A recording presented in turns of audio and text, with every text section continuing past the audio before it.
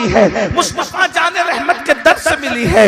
रब है मोती, ये है कासिम, रिस्क उसका है, खिलाते ये है, कौन देता है, देने को मुंह चाहिए, देने वाला है सच्चा हमारा नबी। मेरे करीम से कर कतरा किसी ने मांगा, दरिया बहा दिए हैं, दुर में बहा दिए हैं। याद रखो जो भी नेमतें मिल रही है मुस्तफा जाने रहमत के सदक़े में मिल रही है। कुरान किसने दिया? मुस्तफा जाने रहमत के हाथों से दिया गया। नमाजें किसकी वजह से मिली? मुस्तफा जाने रहमत के हाथों से मिली। अल्लाह अकबर। एक बात बता, और अंबियाए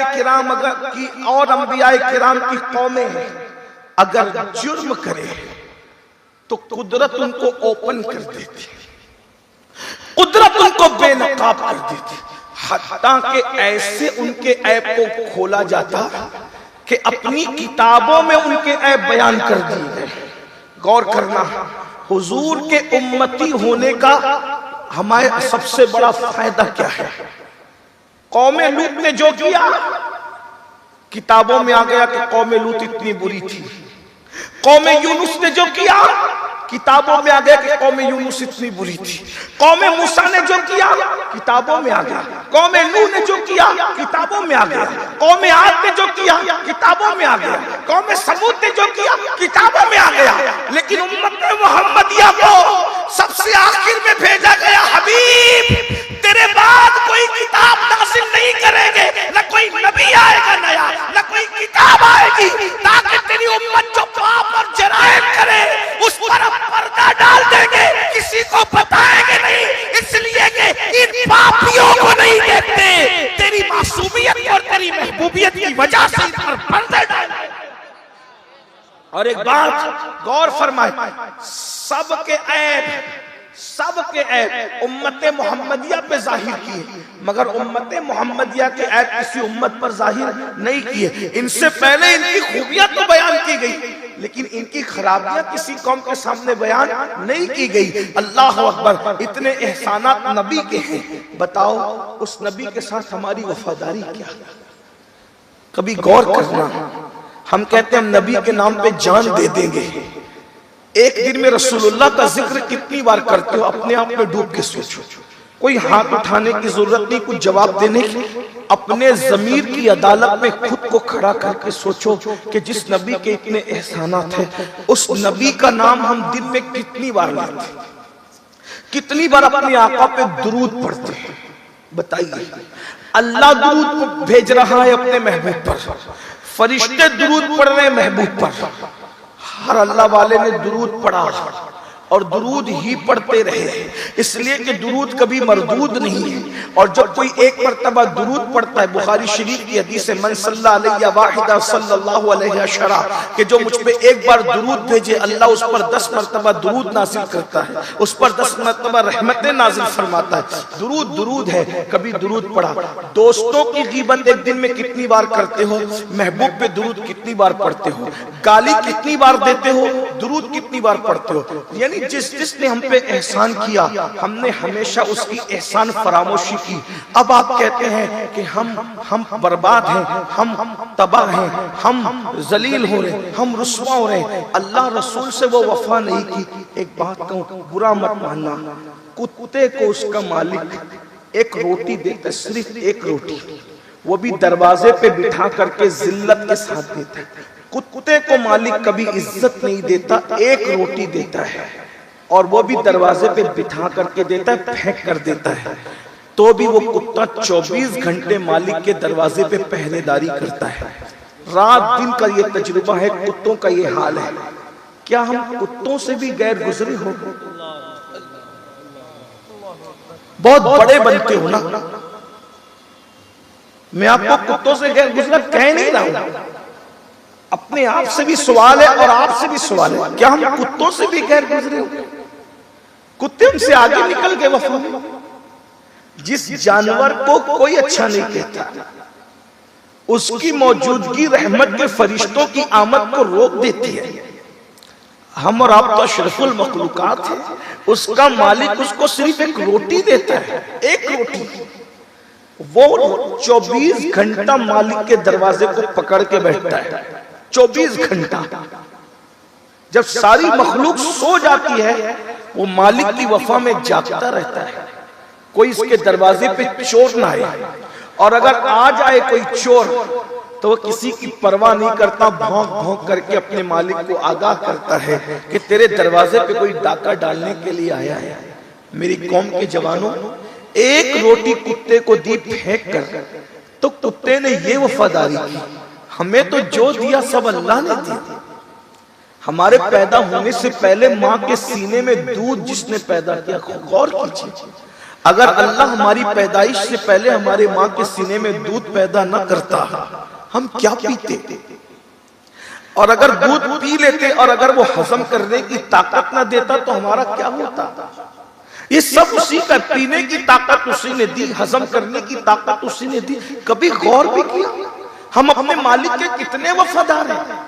कुत्ता मालिक का दर छोड़कर नहीं जा रहा है, और हम इतने बेवफा हैं कि सबके दर पे जा रहे हैं, मालिक के दर पे नहीं आ रहे। वो मालिक के दरवाजे से नहीं जाता, हम मालिक के दरवाजे पर आते नहीं। हम कौन है? मुसलमान तो ऐसा नहीं हो सकता। मुसलमान ऐसा नहीं, जो मुसलमान रसूलुल्लाह बनाने के लिए आए थे, वो मुसलमान तो ऐसा नहीं हो सकता। हम कौन से मुसलमान हैं? जैसा मोमिन रसूलुल्लाह बनाने के लिए आए थे, वैसा मोमिन तो ऐसा नहीं हो सकता। हम कौन से मोमिन हैं? हम कैसे मुसलमान हैं? कभी गौर किया, कभी तवज्जो की?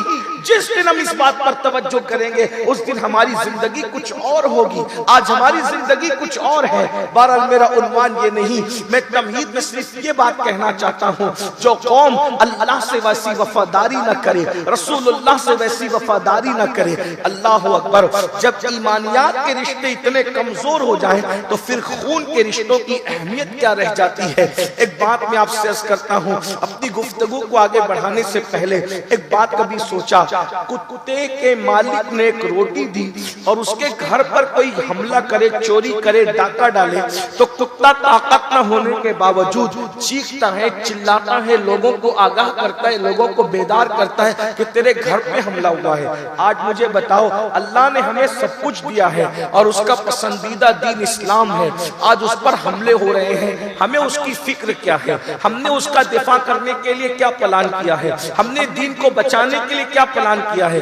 बड़ी माजरत के साथ, हम अपनी सेहत बचाने के लिए तो बहुत जतन करते हैं, हम अपना माल बचाने के लिए तो बहुत जतन करते हैं, दीन बचाने के लिए क्या प्लान है? आज बच्चियां इर्तिदाद की तरफ जा रही हैं, आज बच्चे कुफ्र की तरफ जा रहे हैं, दीन छोड़ करके किसी और रास्ते को लोग इख्तियार कर रहे हैं। बताओ, हमने कभी सोचा, कभी हमने गौर किया, हम अपनी रोटी रोजी के लिए जितना सोचते हैं, कभी हमने अपने दीन के लिए भी उतना सोचा? हम अपने बच्चों की शादी ब्याह के लिए जितना सोचते हैं, उतना अपने बच्चों का ईमान बचाने के लिए भी कभी सोचा? हम अपने बच्चों को दुनियावी डिग्री दिलाने के लिए जितना सोचते हैं, ईमान की डिग्री देने के लिए भी कभी हमने इतना सोचा? कभी नहीं सोचा। इसलिए कि हमारे पास हर चीज की अहमियत है, हमारे पास दीन की अहमियत नहीं, हमारे पास इस्लाम की अहमियत नहीं, हमारे पास ईमान की अहमियत नहीं। कल के मुसलमान और आज के मुसलमान में फर्क यही है, कल का मुसलमान जान से ज्यादा दीन और ईमान को अहमियत देता था, और आज का मुसलमान दीन और ईमान को भूल करके सिर्फ रोजी रोटी के चक्कर में फंस करके रह गया। दुनियावी इज्जत चाहिए, दुनियावी वकार चाहिए, दुनिया का माल चाहिए, अच्छे मकानात चाहिए। मेरे अजीज, कितना भी अच्छा मकान तू बना ले, क्या जन्नत से अच्छा हो सकता है? और एक दिन मरेगा तो ये मकान छोड़ के जाएगा। बोलो, बाप दादा मकानात छोड़ के गए कि नहीं गए? हमारे परदादा मकानात छोड़ के गए कि नहीं गए? बड़े बड़े मालदार, करोड़पति, अरबोपति, बड़ी बड़ी बिल्डिंगें बना करके, माल दुकानें छोड़कर, मकान छोड़कर, हवेलियां छोड़कर, महल्ला छोड़कर गए कि नहीं गए? हम भी चले जाएंगे।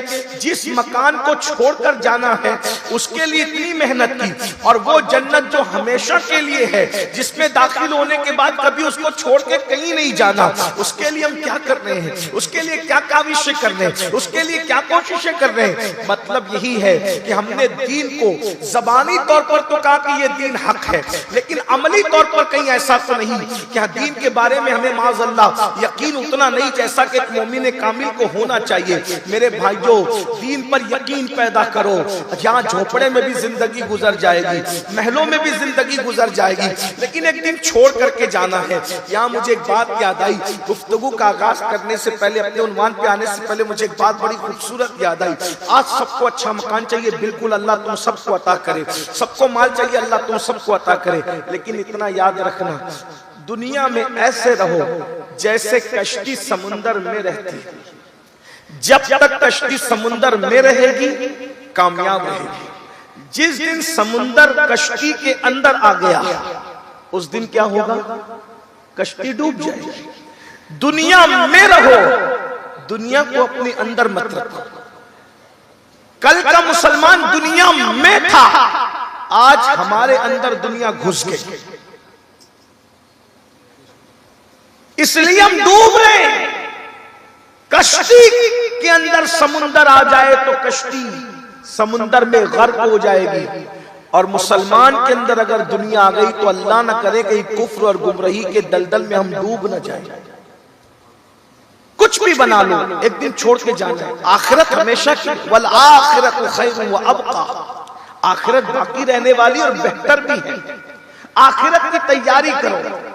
एक बादशाह था, उसको महल बनाने की सूझी, और उसने सोचा कि मैं ऐसा महल बनाऊंगा कि उसमें कोई कमी नहीं होगी, कोई कमी नहीं होगी, कोई ऐब नहीं होगा। और उसने बड़े बड़े इंजीनियर और हुनरमंद और लोगों को जमा किया, और जमीन भी ऐसी कि बहुत मुनासिब, तामीर, नक्शा वक्शा सब। और जब सब बन गया तो बादशाह का जब महल तैयार हो गया तो उसने बड़े बड़े उलमा, ज़ुअमा, दानिश्वर, मुफक्किरीन, मुदब्बिरीन, नाक़िदीन सबको बुलाया, और बुलाकर खाना खिलाया और कहा कि मेरे महल में जो ऐब है उसको बयान करो। अब जाहिर सी बात है, माल आता है तो लोग चापलूसियां भी करते हैं। जितनी चापलूसियां लोग मालदारों की करते हैं, किसकी करते हैं? जिसके आंगन में अमीरी का शजर लगता है, उसका हर ऐब जमाने को हुनर लगता है। अगर गरीब कोई गलती कर जाए तो सब लोग उस पर टूट पड़ते हैं, लेकिन मालदारों की सारी गलतियां लोगों को हुनर लगता है। गरीब के निकाह में जाएंगे तो तेवर कुछ और होते हैं हमारे, और मालदारों के यहाँ जाएंगे तो भीगी बिल्ली बनकर के जाएंगे। जो कौम माल से इतना मरऊब हो, कहीं उस कौम का शजरे कल्बो नजर फिरौनियत से तो नहीं मिलता है। क्या है? जनाजों को भी माल में तकसीम कर दिया, शादियों को भी माल में तकसीम कर दिया, रिश्तेदारियों को भी माल में तकसीम कर दिया। अगर देखो कि लोग कंधे पे कंधा बदल रहे हैं तो समझ जाओ किसी अमीर शहर का जनाजा है, और जिसके जनाजे